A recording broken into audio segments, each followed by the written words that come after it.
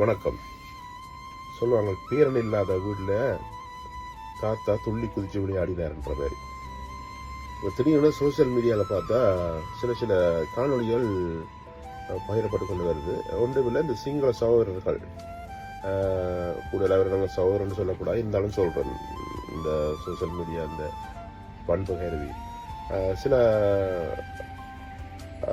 சிங்கள சகோதரர் வந்து கொஞ்சம் வயலண்டாக தங்கள் டிஎன்ஏல துட்டகைமன் இருக்கிறார், நாங்கள் இனி எந்த ஒரு பயங்கரவாதத்தையும் அடித்து துவம்சம் பண்ணிடுவோம், டேஸ்போராவில் இருக்கிற அமைப்பெல்லாம் நாட்டுக்குள்ளே விரட்டும் எங்களை சொல்லிடும் முன்னாடி இருக்கிற கட்டமைப்புகளை. இப்படி என்னன்னு சொன்னால் ஒரு புதுவிதமான ஒரு ஒரு ஒரு யுக்தி ஒன்றை கையாளுற மாதிரி இருக்குது. அவர்கள் அப்படி போட அதுக்கு எங்களுடைய ஆக்கள் எதிர்கருத்து போடுறது, இல்லாட்டி அவர்களுடைய கருத்துக்கு எதிர்கருத்தை பதிவிடுறது, இப்படி ஒரு வித்தியாசமான போக்கொண்டு இப்போ போய்கொண்டிருக்குது. இப்போ 2-3 நாளாக பார்த்தா அது கூட வீடியோ அப்படி வருது. சிங்களத்திலேயே அவர்கள் தங்களை மொழியை பேசி அப்படி ஒரு வைலண்டாக தங்களை காட்டிக்கொள்ளினோம்.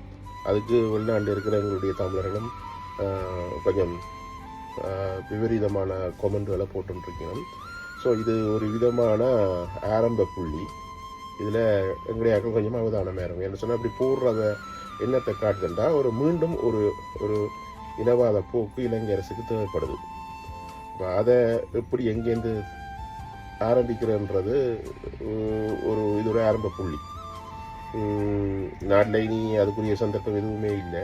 இந்த டேஸ்போரா பொறுத்தவரை தான் இவருக்கு பிரச்சனை. இப்போ டேஸ்போரா வச்சு இவையில் அந்த ஆட்டத்தை தொடக்கணும். ஸோ நீங்கள் வெளியில் இருக்கிற ஆட்கள் அவர்களுடைய இப்படியான காலனிகள் வருதுன்னா நீங்கள் அதுக்கு எதிர்காலனியோ இல்லைன்னு சொன்னால் அதுக்கு எதிரான கொமெண்ட்களை போட்டு நீங்கள் அதை அவர்கள் நினைக்கிற எண்ணத்தை நிறைவேற்றி கொடுக்காதீங்க.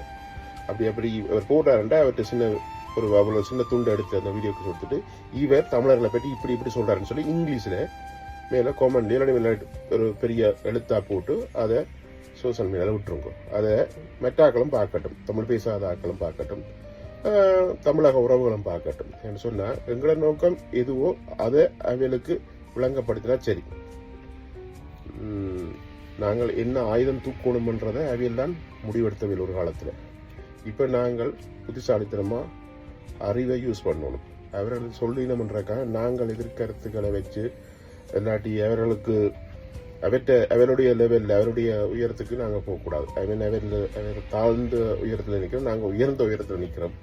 ஸோ அதனால் அவருடைய உயரத்துக்கு நாங்கள் போகக்கூடாது. இதை இருக்கா வெளியில் உள்ளார்கள் பார்த்து ஹேண்டில் பண்ணுவோம். ஏன்னா இப்போ மோசமாக வருது. எனக்கு ஆச்சரியமாக இருக்குது, என்னடா இது உலகாலம் இல்லாதது தேடி வேணா. இப்போ எங்களுடைய சோசியல் மீடியாவில் ரொம்ப ஆக்டிவாக இருக்கிறார்களும் அதுக்கு பதிலாக அதுக்கு நக்கலா இல்லைன்னு சொன்ன அந்த அதில் உள்ள அவருடைய ஃபாலோவர்ஸ் எல்லாம் வந்து கொஞ்சம் மோசமாக கொமெண்ட் எழுதி கொண்டிருக்கணும். இது ஒரு ஆரோக்கியமான செயற்பாடு. தமிழினம் ஒரு அறிவான இனம், அதை சரியாக பயன்படுத்தணும். நான் சொல்கிற விஷயம் உங்களுக்கு விளங்குதுன்னு நம்புறது.